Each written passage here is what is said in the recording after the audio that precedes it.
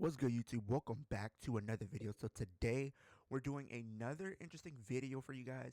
Now, one of my subscribers wanted me to do another Chatgpt video, but the title of the video today is going to be booking Liv Morgan's return to WWE. Now, we know at the time of recording this video, she is on injury. She did suffer, unfortunately, a separated shoulder, which is going to keep her out for potentially the remainder of 2025. So we might not be able to expect her until 2026 Royal Rumble season, as we get ready for WrestleMania next year. So we're gonna go through ChatGPT, and ChatGPT actually has some really interesting ideas as far as what could potentially happen. So we're gonna get into it, and we're gonna see what happens when we try to have ChatGPT book Liv Morgan's return. So we're gonna get into it. Y'all comment down below. What do you guys think the outcome of this video is gonna be? What do you think the situation is gonna be? And also chime in as well. I want to get your thoughts and opinions. How do you guys think Liv Morgan will come back, and how do you think they will bring her back into the fold of things in the landscape of WWE? So we're gonna get into it.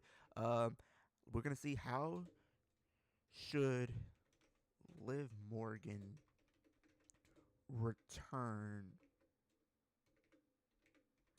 to WWE in 2026, because I believe it's gonna be 2026. I will be surprised if it is this year, but it just depends on the severity of injury. We know last night that they said that she's been training like 2-3 times a week, so that might be an indication that she could potentially do something like this.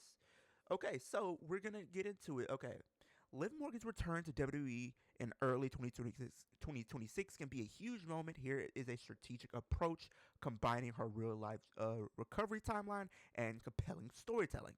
So timing and build-up. Physical return at Royal Rumble 2026, given her injury in late June 2025 and several months of rehab. The January 2026 Royal Rumble is most feastable and dramatically impactful. Tease her, and then you also have tease her comeback throughout December and early January. Show updates, photos, or videos of Liv training, rehabbing, and giving encouraging messages. These build anticipation and humanize her journey. Storyline, faction re-entry with a twist.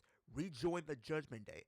Okay, on her own terms. When she returns, she appears after, say, Finn Balor or Raquel Rodriguez cuts a promo, spotlighting the faction's dominance in her absence. Suddenly, they introduce they introduce Roxanne Perez again, mentioning she filled Liv's shoes, and you also have Liv's moment. She storms out earpiece with true color lights, disrupt the segment with a fiery promo. I don't take a backseat. I was healing to come back stronger. Tension surfaces with Roxanne, Finn, or Raquel, and eye contact is made. Cue music, big pop. First match. Okay, so first match back. Surprise Rumble entry. Grudge. Royal Rumble entrance. Have her enter late 20 to 25, become the emotional focal point whether or not she wins. Her presence and resilience make headlines. Immediate feud. Launch a short but intense rivalry with Roxanne Perez, stemming from the replacement at Evolution. Add personal stakes, loyalty, validation, and identity. Okay, mid-March 2026, WrestleMania build-up. Tag match at Fastlane. Liv teams with Raquel, who may be at odds with Roxanne, to take Roxanne and a partner. This reestablished her in the tag division. Post Fastlane announcement, after a hard-fought win, Liv demands her shot at Roxanne at WrestleMania 42, perhaps for the women's tag titles or even a singles spotlight. WrestleMania payoff. Okay, redemption payoff. Liv versus Roxanne, a main stage match rooted in emotion, injury, comeback, betrayal, and respect.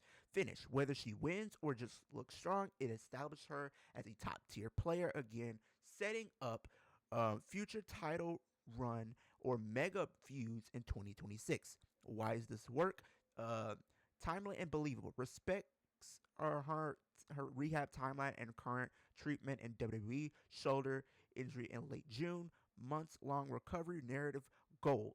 The replacement by Roxanne Perez creates natural tension. The Judgment angle lets her own story, no underdog babyface gimmick, but real grit. Strategic milestones: Royal Rumble equals comeback, Fastlane equals reestablishment, WrestleMania equals payoff.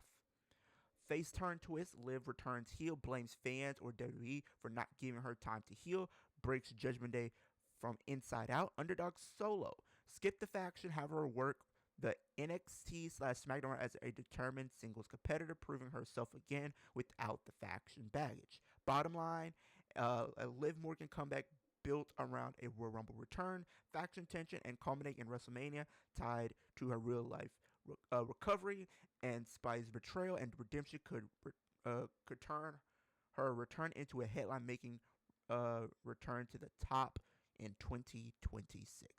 Now, this is very interesting because it has her coming back. It has her in the stuff with the Judgment Day, potentially going after the tag titles.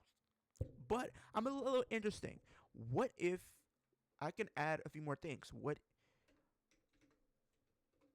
if Liv Morgan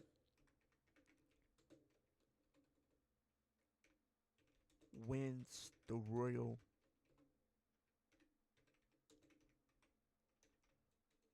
in 2026?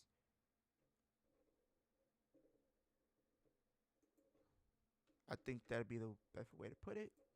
And Roxanne is world champion.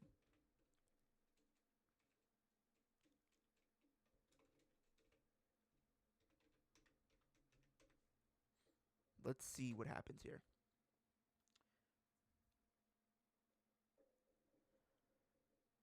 Okay, so we giving us a storyline. If Liv Morgan wins the 2026 World Rumble and Roxanne Perez is the women's world champion, this creates a perfectly layered, emotional, high stakes storyline that blends real life history with main event worthy drama. Here's how to book it step by step. Real life heat. Roxanne Perez replaced Liv Morgan at WWE Evolution in 2025 due to Liv's injury. That's canon and it hurts Liv's momentum. Fan investment. Both are fan favorites, but Liv has more emotional depth after a big comeback. Roxanne, though, is seen as the chosen one. January 2026 Royal Rumble. Liv returns at 29 or 30 to a thunderous pop after 6-7 months out due to shoulder surgery. Final four: Liv, Bayley, Io, and Bianca. Liv eliminates Bayley last, drawing parallels to 2022's when Liv felt short. Now she wins. I think this is 2024, but I don't know what you're saying there. I think it's 2024. 2024 it was with Bayley, and then 2023 was with Rhea. Post match stare down. With Roxanne Perez watching from a skybox or stage with the World Championship. February, choice and confrontation. Liv cuts a heartfelt promo. Roxanne, you were never meant to take my place, but you did. You didn't just hold the title I was chasing. You took the moment I earned. I didn't forget and I didn't forgive. Roxanne responds on SmackDown or Raw. You were injured. I stepped up. That's not betrayal, Liv. That's destiny. Tension builds. Both women feel justified. Liv is seeking redemption. Roxanne is defending what she earned. March, mind games and moments. Roxanne becomes slightly arrogant, leaning into a heelish on the prodigy angle. She starts targeting Liv's weakness, her injury, her past failures. Liv stays intense, focused, and dead serious. This is no longer the smiling underdog. Tag matches pull apart and dueling promos um, keep the heat rising. Fastlane 2026. Roxanne retains her title against someone like Raquel or Bayley to cement her status. WrestleMania 42. Roxanne versus Liv Morgan. Main event caliber night one. If it happens, I would not be mad if this is a night one main event, depending on how they book it. Match build theme. Past versus present. Replace versus ruler. Redemption versus legacy. Now that's interesting. The match. Big fight feel. Video package heavily uses evolution footage and Rumble win. Both come out with new gear. Liv has Phoenix like imagery. Roxanne controls early with calculated aggression. Liv targets the legs and ribs, sells the shoulder a bit, but powers through. Roxanne hits pop rocks, but Liv kicks out. Liv hits Oblivion, but Roxanne rolls out of the ring, prolongs the match. Final sequence: Liv dodges a second power, stuns her with the Cobra and hits an Oblivion again for the win. Liv Morgan pins Roxanne to become Women's World Champion, and you have your Raw After Mania promo here, where it looks so it says Liv walks out to a roaring ovation and says, "I didn't just win it for me. I won it for every single person who's ever been told your time is over. I'm proof that sometimes it's not about destiny, it's about never giving up." Roxanne turns fully heel, obsessed with claiming her title. The feud continues through Backlash or SummerSlam, possibly leading to a stipulation Iron Woman match, last woman standing match. Why this works? So real life history adds depth and continuing continuity from 2025.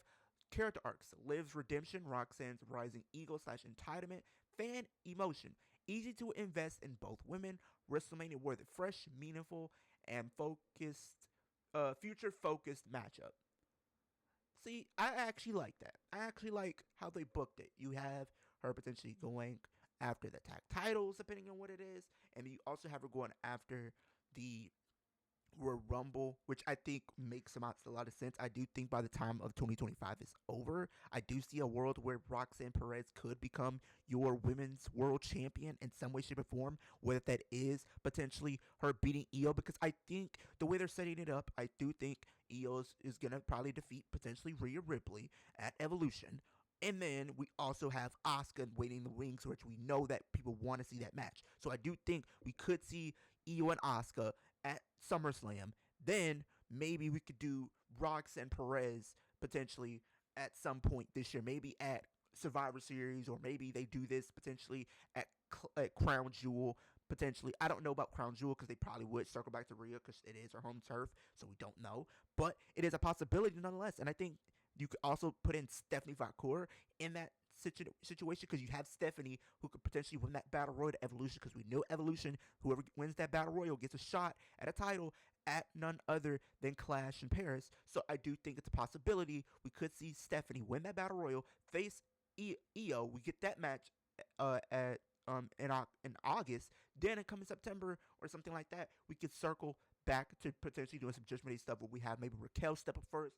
Then we have none other than Roxanne Perez step up. Roxanne Perez wins the title. She holds it for a little bit. Liv Morgan shockingly returns at the Royal Rumble, maybe like ChatGPT said, in the mid-20s or something like that, and then wins the Rumble. Then you already have your story right there, and you can have that at Mania. I think that's the best way to do it. But y'all comment down below. Let me know how do you guys feel about the storyline that ChatGPT booked for Liv Morgan's return. Do you think it's logical? Do you think it would actually happen? Do you think it would make sense? Let me know in the comment section down below. I want to get your thoughts and opinions. Road to 2,000 subscribers. Ultimate goal is 10,000 by the end of 2025. Super kick that like button. Has my channel get pushed across the platform so more people can see what I'm doing over here on YouTube. Superman punch the post notification bells in our time post a new video, which is a reaction video, rant video, live stream, any type of video. You can be in a loop of things when I do drop a video. And spirit the subscribe button takes 3 seconds out of your day to just 3 things for me. Helps out in the progression of my channel as well. With that being said, hope it is a great day, great rest of the week, and I'll see you guys in the next video.